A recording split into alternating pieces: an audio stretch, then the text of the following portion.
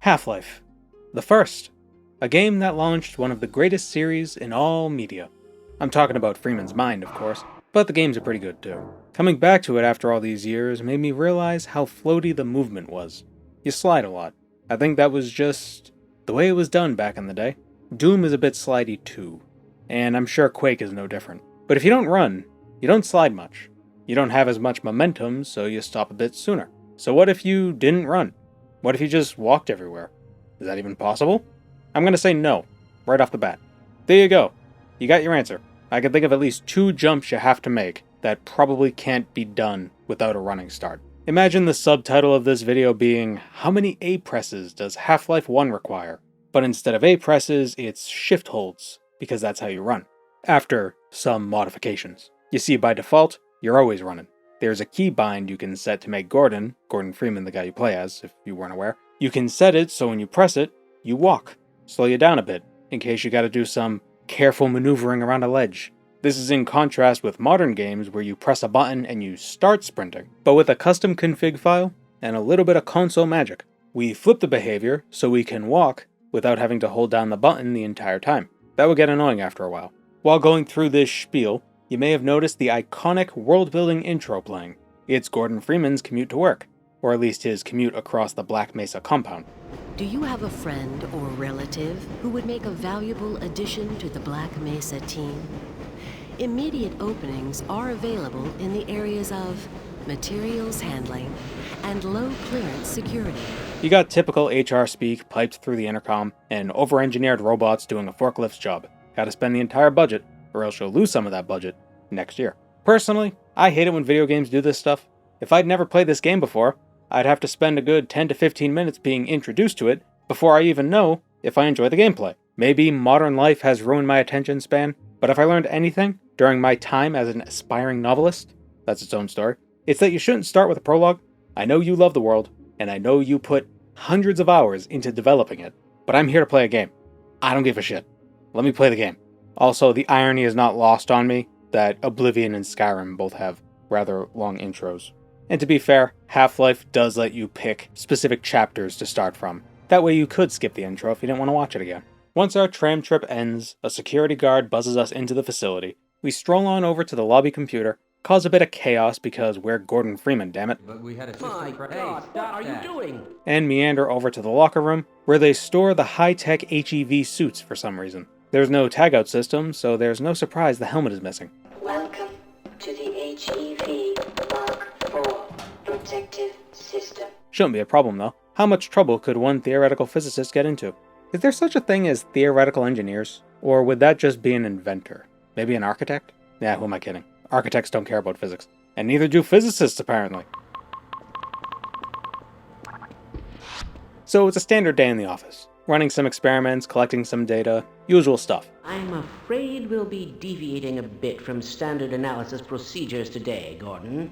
Okay, never mind. Not standard. Let's fast forward a bit. Push the crystal into the spooky lightning, and... Lydia! Gordon! Get away from the beat! Shutting down. No. Attempting shutdown. It's not shutting down. It's not.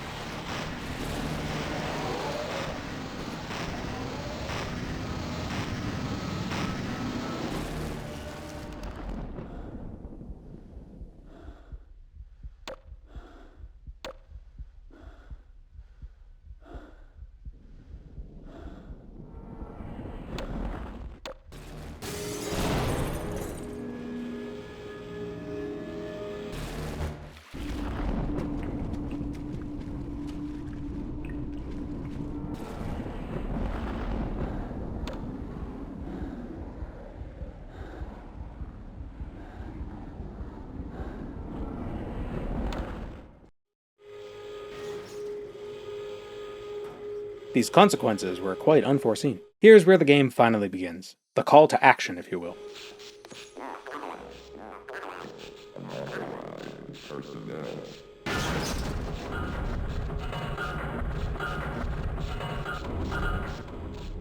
Oh, excellent. Chest compressions. You're going a bit slow though, should do about 100 BPM, and you should probably straighten your arms so you can really get your weight into them. Remember, if you ain't breaking ribs, you ain't saving lives. Oh, we're also going to need some help over here. Okay, I guess there is such a thing as too much compression. It's here that we get our current motivation. Why didn't they listen?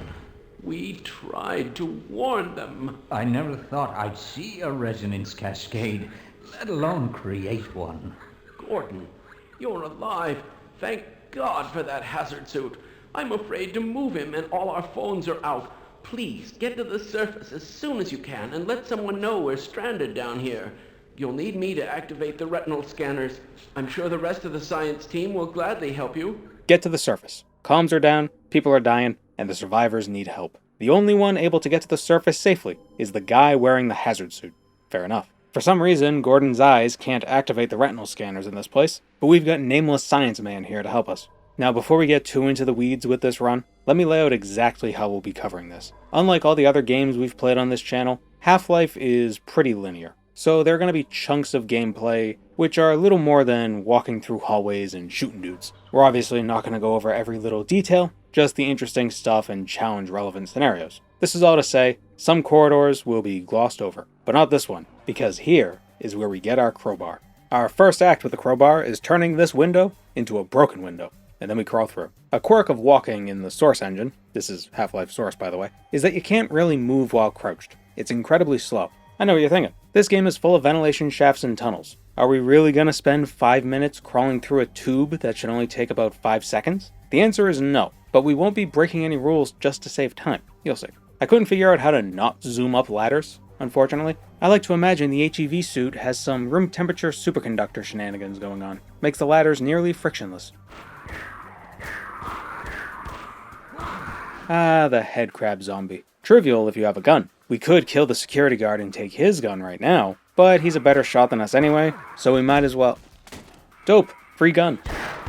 Now check this out. Jumping while crouched when in a cramped space actually jolts you forward a bit. Why does it work? I don't know, but it does, so we'll be taking advantage. Still slower than normal, but not as slow as it could be. For healing in Half-Life 1, we have these little kiosks. I can suspend disbelief with the armor ones. You're refilling the HEV suit's battery, and that makes it more durable because it produces a shield or something. The healing one, though? Band-aids and mommy's kisses, I guess? Aw, hound eyes. So ugly, they're cute. Although I guess they kind of have a lotus pod thing going on with the holes. Maybe they're not that cute for some people. Never suspected such things could be. Who the hell are you? Internal affairs, I'm betting. Wait till Langley hears about this. Or is Black Mesa a military contractor? Someone in DC is gonna be pissed. Ooh, Vortigons. They shoot lightning. And they've also got a third arm coming out of their chest. Many of the humanoid aliens we see in this game share that trait. I've read it's to aid them in using an N64 controller. Now this room. Oh, this room. We pull the lever, and the platform descends, but not before opening the headcrab closet, of course. Normally I'd coast along the edge of this corridor, while running backwards, slowing my momentum. This would prevent me from taking a bunch of fall damage, but because we can't run, the fall damage is quite sizable. Instead, we ride the lift down while it rains headcrabs. Years ago, had to be a good 15 years at this point, I tried making a Let's Play channel, and Half-Life 1 was one of the first games I played, and my profile picture was this very section of the game. Don't know why it stood out to me so much, but it did. It wasn't on this channel, by the way. This was a different time, a different life. Back when I was using fraps and a cracked version of unregistered Hypercam 2, I'm not kidding. Alright, so look how ridiculous this mechanism is in the water right now. Here's what I'm thinking. You know how complacency leads to workplace accidents? You stop following safety protocols and suddenly you're stuck in a taffy pull? Uh-oh, Delta P. I like to think Black Mesa avoids this negligence by making everything so dangerous that relaxing for even a moment is a death sentence. Lock in or die. That's why they have this industrial blender at the bottom of a cargo lift. And no railings. Darwinian employment. And here we're introduced to spitters, little alien animals that spit, convenient considering the name, and barnacles, little sailing boils that like to barn your ackles. Horrible creatures. Carrying on past those enemies, we come upon the dangling cargo room. This room is the one I thought would be the first one to force us to run. The jumps here are finicky, but if you walk across the shipping container with the right rhythm, you can add your walking momentum to the swinging momentum and sorta launch yourself to the next container. It's incredibly floaty. I can't describe how awkward it is, and I don't think it translates visually. Just take my word for it. Sometimes it feels like you're getting pulled, sometimes it feels like you're getting pushed. It is goofy. Took some time, but we managed. Ah, the good old elevator loading screen. Hour 50.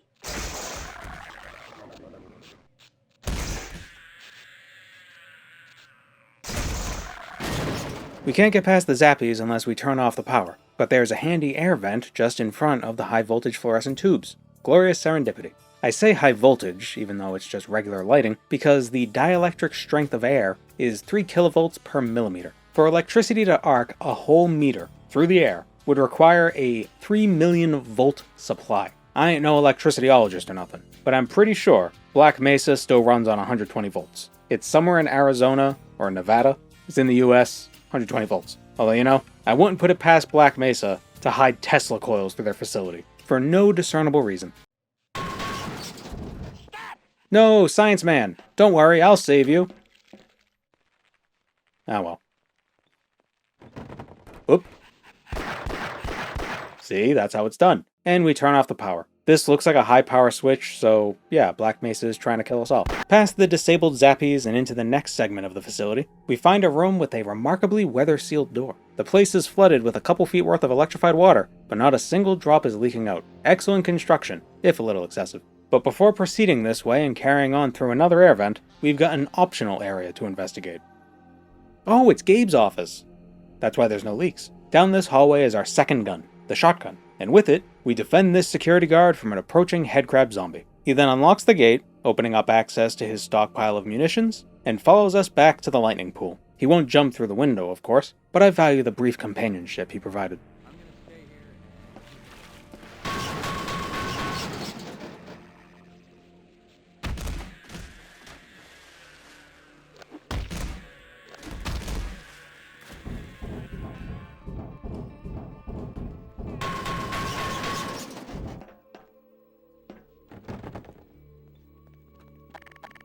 Oh, we can open the door for him on the other side. Welcome back, friend. I must leave you once again, friend. The motion sensing turret might be a bit of a problem. Normally you'd run through this room before the gun can activate, but we're a bit slow for some reason. Ow. Ow. Ow. Easy. Bit of ammo back here, and a shotgun if you hadn't already gotten it. And we can open this door and get our friend back. Hooray! Alright man, there's a turret just up ahead, so be careful. Stay low, stay under cover. No, you fool! Get down! You can't just... Wait, you could destroy the turret? Good job, dude. I found a second one. I don't know if this is HR, but this feels like HR. Good thing I have a shotgun.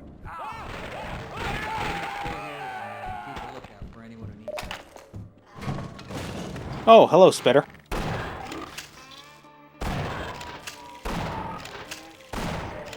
Took way too much damage there. Gonna load a save. Much better. And our reward is a lovely pile of exploding pineapples.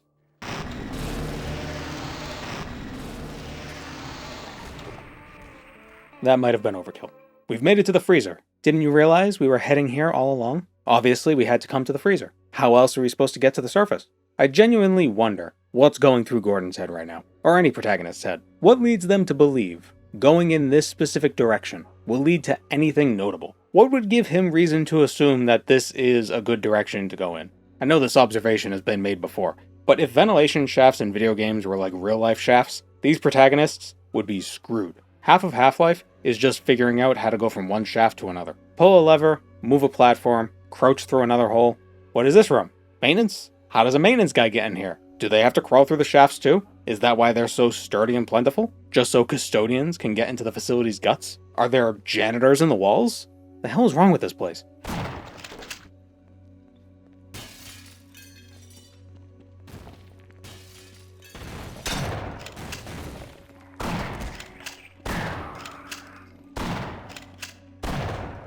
And here we are. The last time we'll never not run. We gotta jump across the elevator shaft and land on that ladder.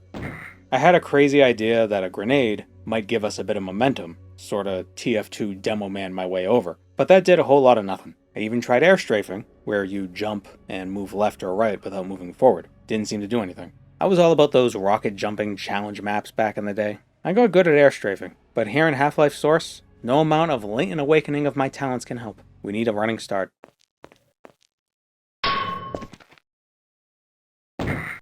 That was practice. There's a second jump a bit further up, but this one is much less demanding. We just barely make it. Down another loading screen elevator, and we come upon the first sequence break. You can skip a huge swath of this game by attacking this scientist, specifically with your crowbar. He panics and runs over to this door, opening it, which allows you to press the big red button behind that door, opening the silo door. Without that glitch, you have to take a different route that ultimately leads you to a ventilation shaft, the very one the guard was just pulled into. We won't be doing this, however. We'll play as Gaben intended. Or, well, you know what I mean. This area introduces us to laser-activated sentries. Walk through the red beams, and the sentries start blasting. How do the sentries get here? Well, this dead soldier might be a hint.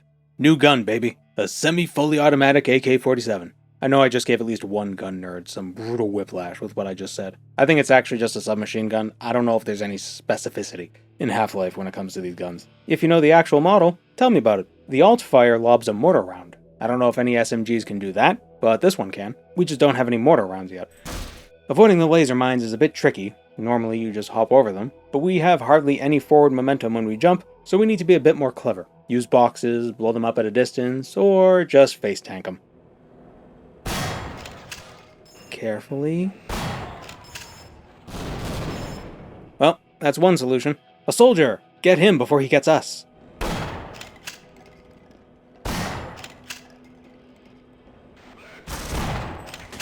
I've seen alternate timelines. Had we not interfered, he would have gunned this scientist down. Yeah, the military are the bad guys here.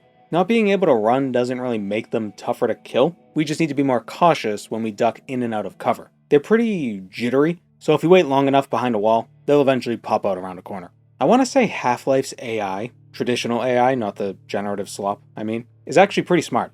At least the soldiers. Bad example. They don't just run out in the open and wait for you to kill them. They actually use the environment to their advantage. And with how fast they are, it makes them pretty dangerous. Another elevator, and this one leads to the surface. Hooray! But they're airstriking the place. Not hooray. We need to make it through the soldiers, across the cargo lot, and back into the facility before the chopper kills us.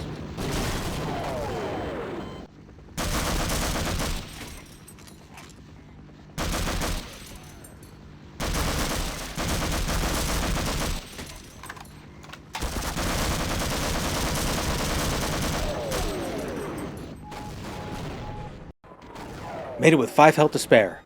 Oof. Ah, wall drugs. Just in time for more shaft climbing.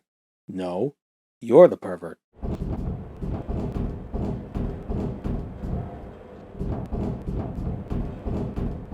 What the hell, dude? Well, so you were here the whole time? Their idea of containment is to kill everyone associated with the project. Judging from your hazard suit, I'd say you were part of what went wrong. Isn't that right? Now look, if anyone can end this catastrophe, it's the science team in the Lambda complex at the opposite end of the base. With the transit system out, I couldn't tell you how to get there. But there's an old decommissioned rail system somewhere through here, beyond the silo complex.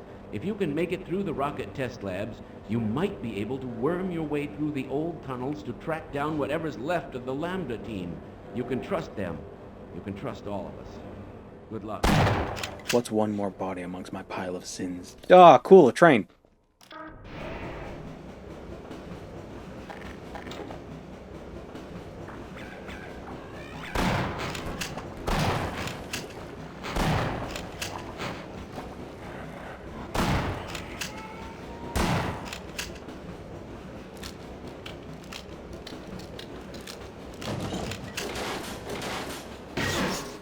See, I think this whole place is one big meta experiment. There's no other way to explain why this train launches you into a vat of radioactive goo. It's not even like there's a leaking pipe. This is just here. And this is clearly something manufactured because nuclear waste doesn't glow like this. Did Black Mesa add phosphorescence to act as a warning? Like how they add sulfur to natural gas? Is this artificial selection of employment? You know what's inside this giant column at the center of all this radioactive stuff? That's right, a rocket test facility. What, you thought it'd be a nuclear reactor? Nah, that'd be silly. That's far too safe for Black Mesa. Alright, so what do we have here?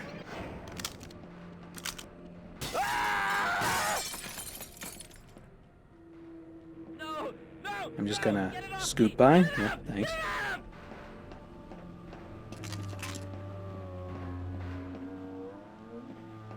Hey! Hey, over here! Eat lead, you outer space octopus! Okay, he was supposed to shoot at the thing and then die. This would reveal that the creature is blind and relies solely on sound. That's why these grenades are here. You chuck them across the room, drawing the tentacle's attention away from you, and then you can break the wooden planks, blocking the doorways to our next objective. Our goal here is to turn on the rocket fuel pipeline and reactivate the generator that powers the test chamber. The fuel is simple. Leave the rocket propulsion lab, kill some headcrab zombies, snake through the sewers, say hi to our biggest fan, activate the fan, ride the wind into the ceiling, collapse a lung or two, crawl through the ventilation shafts back to the fuel turn-on room, and turn on the fuel. And also the oxygen. It's liquid oxygen. That's why it's blue. Genuinely. Liquid oxygen is blue. Looks cotton candy flavored.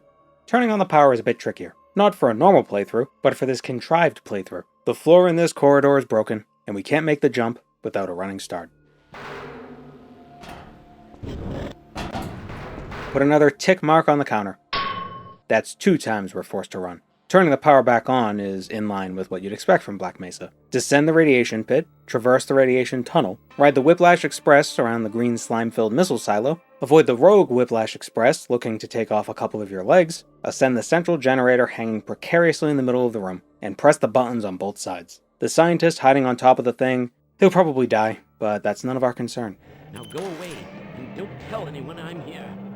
We return the way we came, but in reverse, and arrive at the hole in the floor again. Number 3. 3 times we have to run, and twice for the same thing. How shameful. With the power back on and the rocket engine primed with fuel, we initiate the test fire sequence and watch the light show.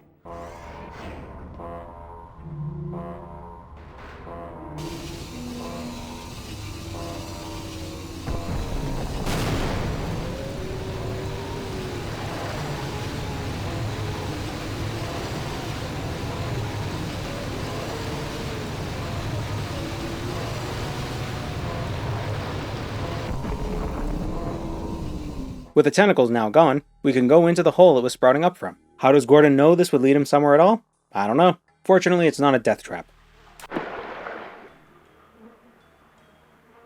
There's actually more facility at the bottom of this thing. We even find ourselves a new gun. A 357 Magnum, I think. Is that how you would say it? Or would it be a 357 Magnum? It's powerful, but it's slow. In Half-Life. I can't speak for real life, but I assume reloading a revolver is a bit cumbersome. We'll be encountering a lot more water in this next chunk of the game, which might become a problem. Our swim speed is severely reduced, because we can't run, and running makes you faster underwater because you could sprint underwater. Needless to say, we might drown here and there. After getting a year's dose of radiation while strolling along Sievert's Creek, we find a squad of soldiers fighting a giant fucking that thing.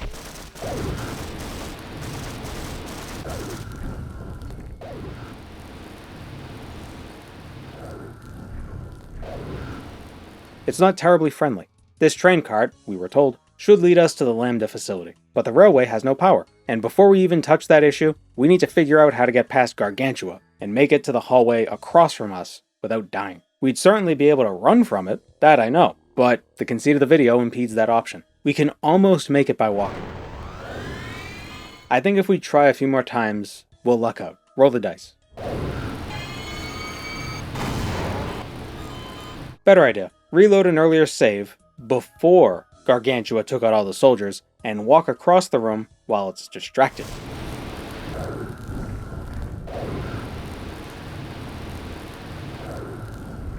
Almost. Almost. Almost.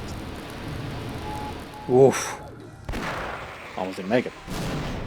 Getting the train back up and running is simple enough. There are quite a few soldiers between us and the generator, but none of that even suggests the possibility of running. It's all mindless combat. Mortars simplify a lot of things. I'm not even sure what the hell this is supposed to be, but the crates are blocking the pistons, so...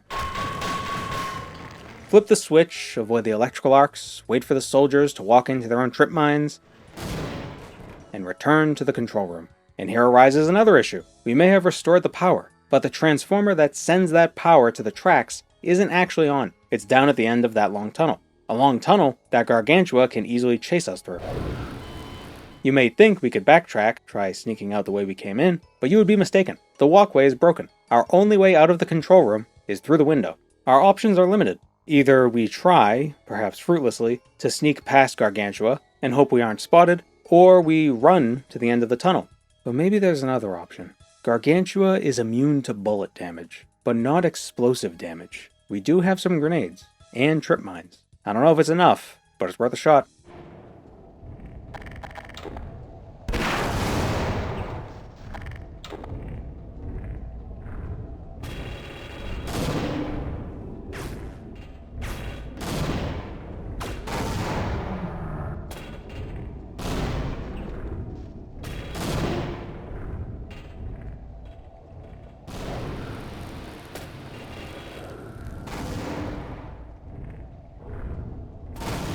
Holy shit, it actually worked. Oh my god, that is amazing. I love when a challenge forces me to do something a little different. See, what you're supposed to do is lure Gargantua to the transformer and fry it with the electrical arcs. But I guess 20 minutes of trial and error with grenades does the job too. Onward to adventure.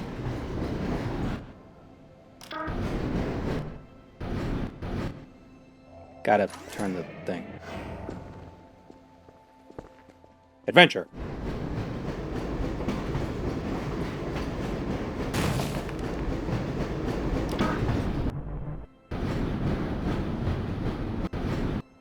Freeman, I've been waiting for you. One of your scientist pals said to give you a message. You're supposed to take this old rail system up to some kind of satellite delivery rocket. I don't know where it is exactly, and the old guy was so worried about getting out of here alive, he didn't tell me. Main thing is, the military aborted the launch, so when you do find the rocket, you'll have to get up to the control room and launch it yourself. Now we need to launch a rocket. The Lambda team needs the rocket's payload in orbit if they want a chance at cleaning up this mess. How's it supposed to work? Will it even work? Who can say? But it's worth a shot. The rail system is a bit of a maze. You need to switch tracks, avoid hazards, dispose of soldiers, typical subway stuff, until you finally make it back outside. Yeah, I condensed a good 30 to 45 minutes worth of gameplay into a couple sentences. It wasn't interesting enough to even make a montage with. All I know for sure is he's been killing my buddies. Oh yeah, he'll pay. He will definitely pay. The missile silo is guarded by soldiers, but a few well-placed mortars does the trick. But they've set up a trap. How do we handle this? If we walk through those lasers, everything explodes. We can duck under the first one, that's easy. But the second one?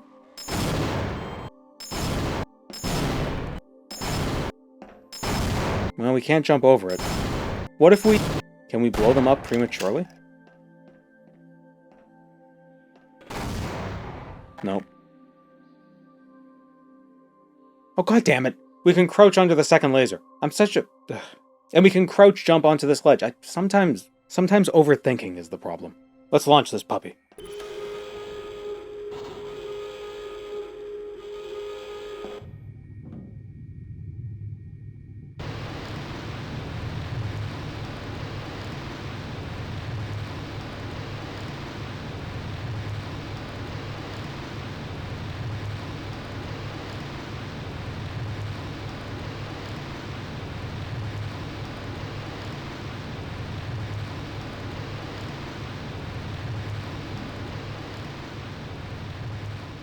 Side quest complete. Back underground we go. Ooh, fun. A new kind of train.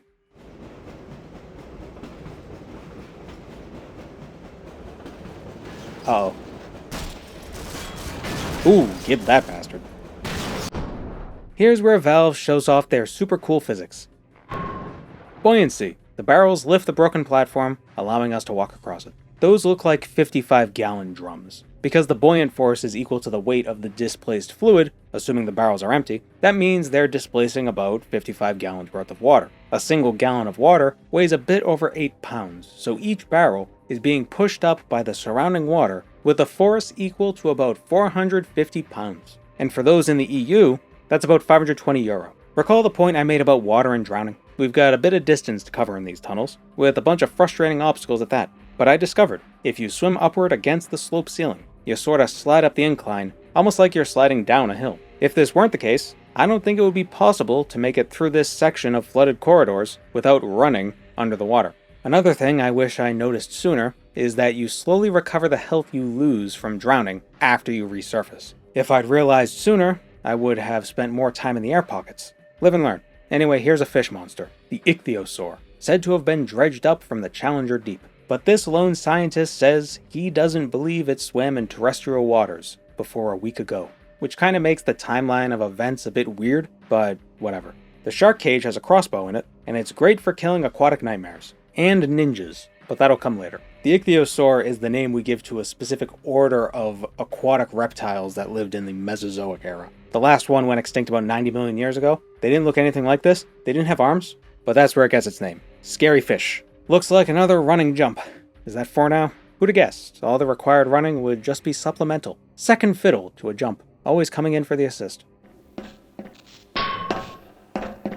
Won't need to run for this next jump though. It looks like you would, but you can just mantle over the broken fence and flop on through. There are a couple ichthyosaurs in the water, but you can just ignore them. Okay, so is this gonna count as 1 run or 3 runs?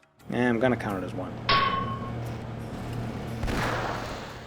I'm proud of how smooth that was. That was cool. After reviewing this footage, I think I may have jumped the gun and didn't actually need to run. Let's load up the game and cheat our way back to this spot. I want to try something. This crate right here can be moved. We push it over the edge and along the wall up to the containers in the corner. We break the wooden box, revealing a ladder, and hop onto the whitish blue box so we can crouch jump onto the green boxes. From here, we can easily reach the ladder and climb up onto the platform. No running required. Remove 1 run from the counter.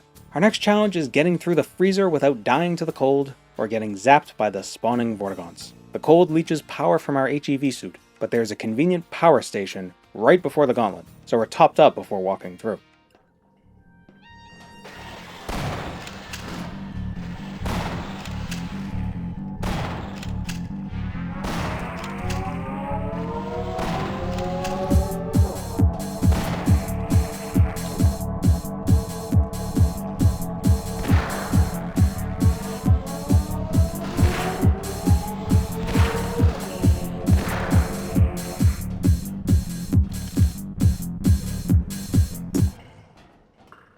I thought that would be a closer shave.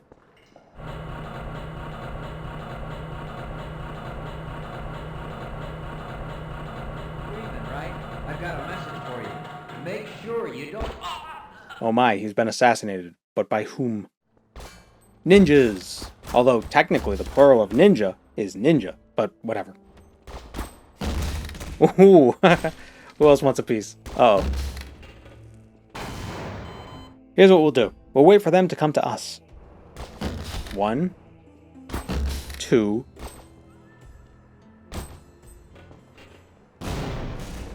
Aha, dumbass. Surface access. Excellent. Oh, and some health. Great. I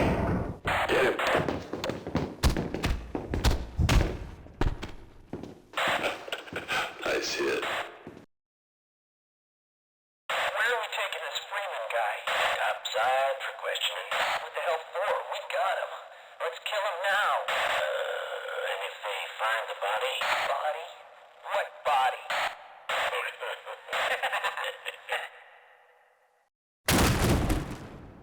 Don't you love it when the bad guys don't pre-kill you before disposing of your body in a trash compactor? We love foolish villains. They took our weapons, though. The crossbow is a weird visual bug, we don't actually have it. There is a crowbar on the opposite end of this room, however, which we can use to bust our way out of here, via a drainage pipe. Back into the facility through this silo thing into another pipe thing. Oh, a radiation moat. At least we know we're still in Black Mesa.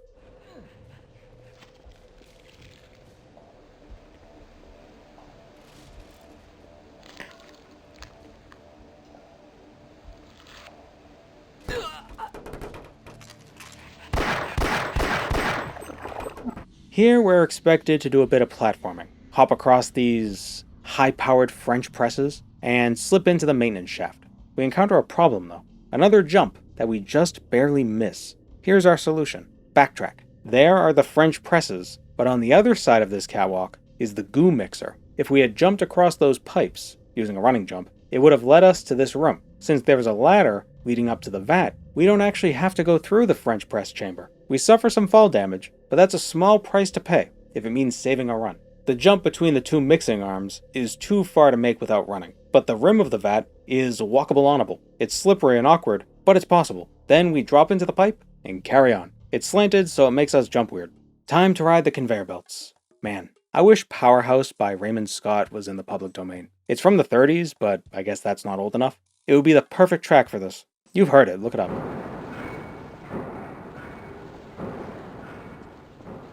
Holy shit, what is happening? Is my game creepypasta-ing?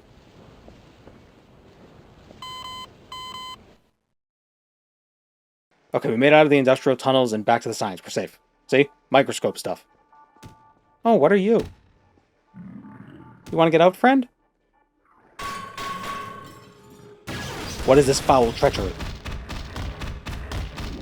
Dick. Hey, it's no good up there. It's all sealed off.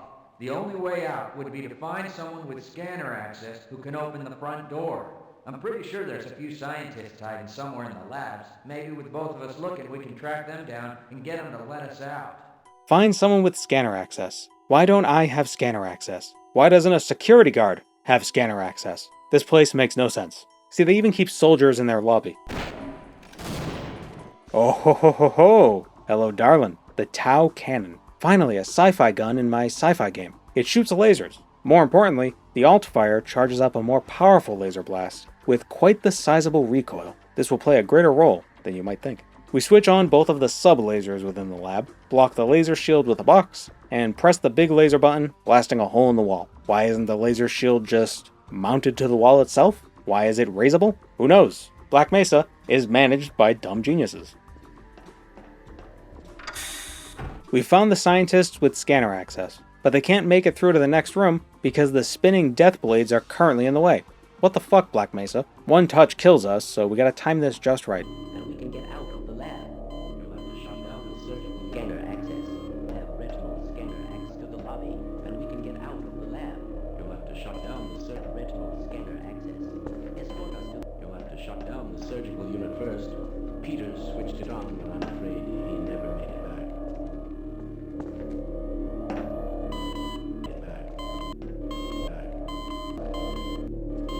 Surgical unit first.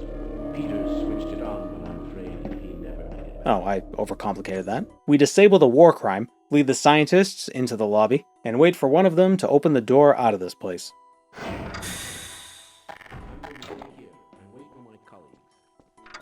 Now the dam. We need to open the grates at the bottom of the reservoir and get through the pipes before we drown, all while avoiding the helicopter firing at us.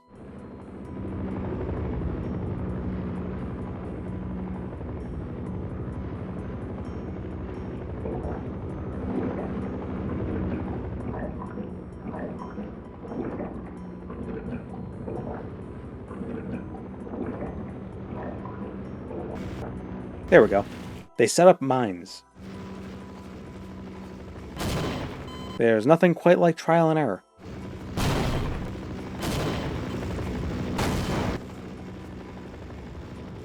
And into another pipe we go. Like the internet, Black Mesa is just a series of tubes.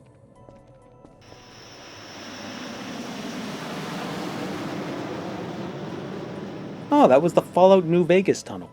You know, having to walk actually makes this part of the game rather easy. Ah, a rocket launcher. One with a laser targeting system. Perfect for dealing with those pesky attack choppers.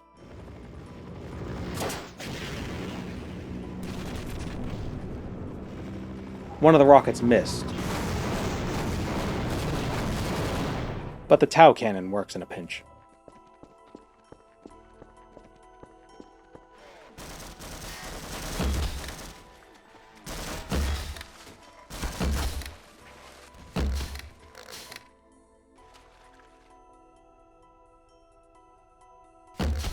The crossbow is amazing. To dispose of this tank, we use explosives, ones that were left conveniently right near the tank, as if to demonstrate this is the method you must employ. That's game design. Another tank, but this one is beige.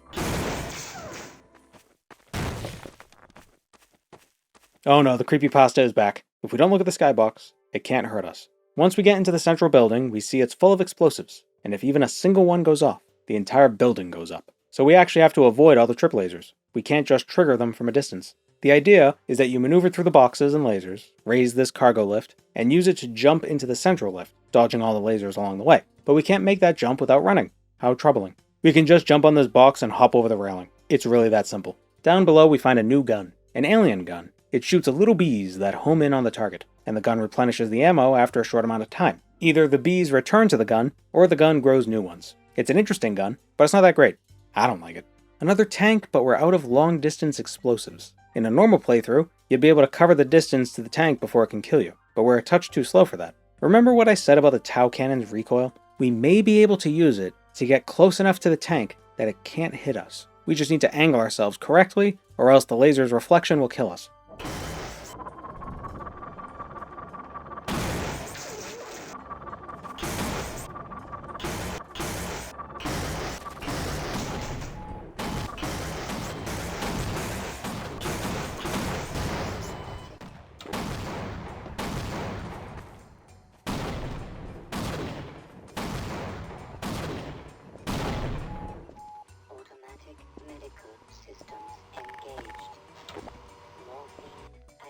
Oh, once again, overthinking the solution. Being this close to the tank keeps us safe, so we can take our time laying satchel charges. 4 wasn't enough?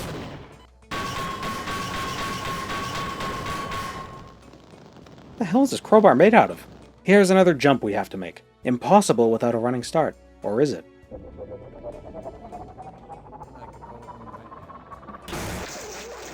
Overshot it, but we got a proof of concept.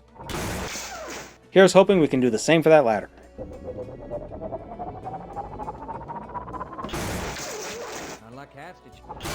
First try. I love when games throw you a bit of overpowered fun. Look, another biological weapon. Cute little bug dudes. You can throw them and they might chase after an enemy. Why press a button that can kill a man when you can futz around with a wild animal?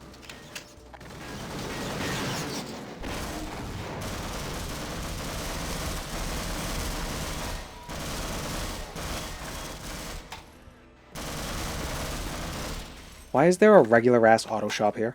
We gotta get on the roof by using this alien boil as a trampoline, but our horizontal momentum is insufficient. Once again, the Tau Cannon comes in clutch.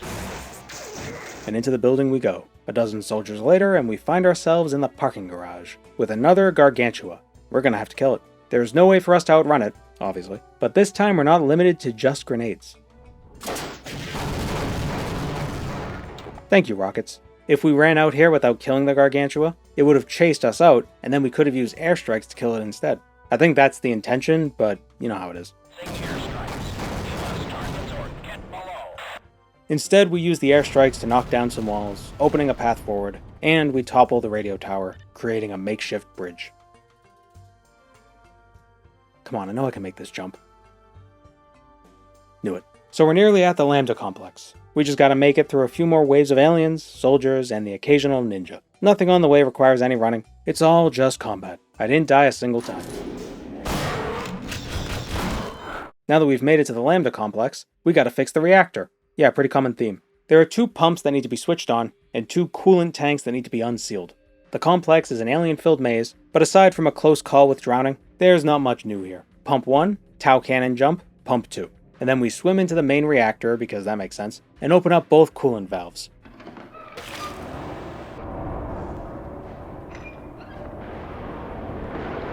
But of course, we can't just walk into the Lambda facility. Oh no. We have to ascend the reactor core while it's shooting lightning at us. This section is all about timing. Jump over the beams as they circle toward you, and make sure not to stand where a lightning bolt might hit you.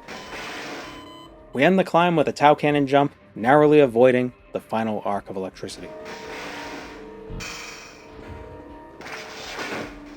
And we've made it. Not to the Lambda complex, but to the portal chamber. Aperture Science wasn't the only research corporation developing portal tech. This puzzle is just another test of timing. Jump into the correct portal at the correct time to fall on the correct platform so you can reach the next correct portal. And then we find ourselves in whatever the hell this chamber is. It only looks daunting. That rising and falling ring never actually goes into the goo, so you can just wait on it while the other platforms get in place. We open the central tower, revealing the final portal, bringing us to the corridor right outside the Lambda complex's main lab. Finally. Here we resupply, get a new weapon, the gluon gun, and receive the long jump module. It significantly enhances our jump distance. If we had it earlier, we wouldn't have had to run a single time. We're going to need this if we want to make it through Xen. Yeah, they're teleporting us to another plane of reality. See, the satellite we launched should have been able to stop all the portals from opening, putting an end to all this chaos. But it didn't work, which means there must be something on the other side, within Xen, that's holding the portals open, that's sending all these creatures to Earth. We need to go there and stop whatever that something is. And of course, that something doesn't want us doing that, hence the floaty energy ball boys.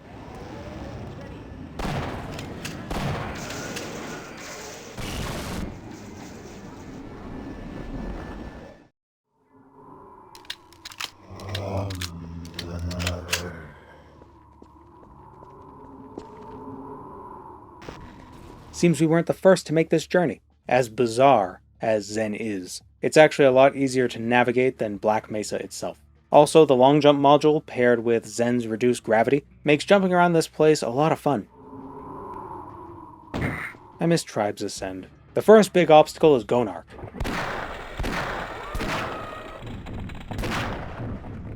It's a head crab with a nutsack. It doesn't do much damage, but it likes to spawn itty-bitty headcrab larvae that are nearly impossible to shoot but do an unreasonably high amount of damage. The faster you kill her, the better. There's a lot of interesting stuff going on in Xen, with every alien we've encountered thus far making an appearance, from the simple Vortigons to the blind tentacles. But there's really no new challenges here. Kill the aliens, make it to the next portal, kill more aliens. We do this until we arrive at a factory of sorts, manned by docile Vortigons. Workers, it seems. Slaves, actually. The semi-penultimate room is full of alien controllers, but there's a porta-potty in an alcove that provides gradual healing, like actual porta-potties. Once all the aliens are dead, we ascend to the top of the factory and dive into this ring portal. Oh cool! An endless void and a hell throne. Big day today. God, you get him out of there.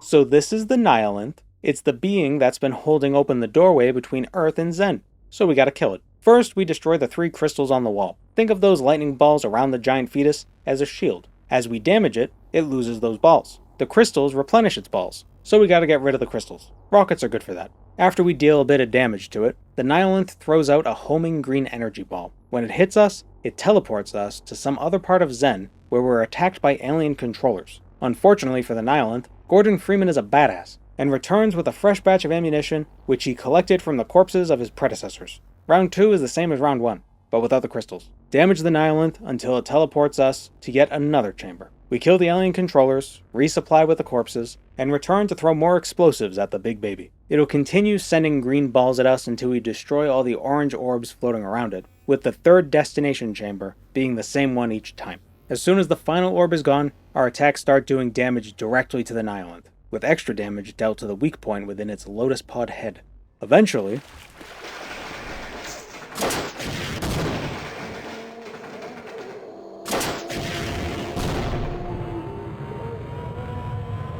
oh god damn it! I blew myself up.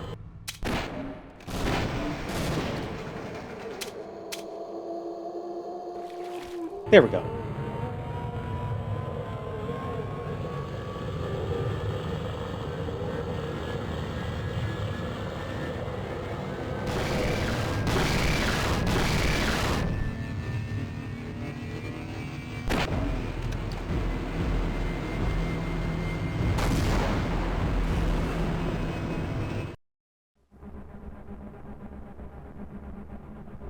Gordon Freeman in the flesh.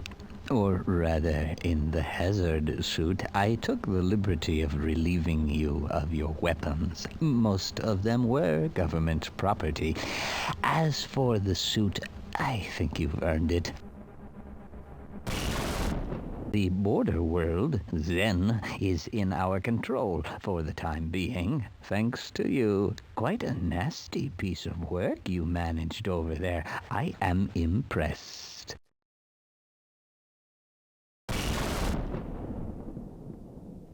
That's why I'm here, Mr. Freeman. I have recommended your services to my employers.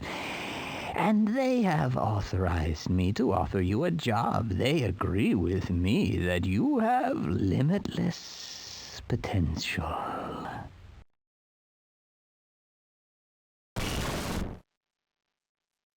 You've proved yourself a decisive man, so I don't expect you'll have any trouble deciding what to do.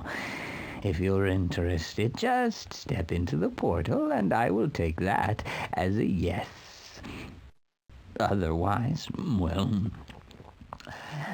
I can offer you a battle you have no chance of winning. Rather an anticlimax after what you've just survived. Time to choose.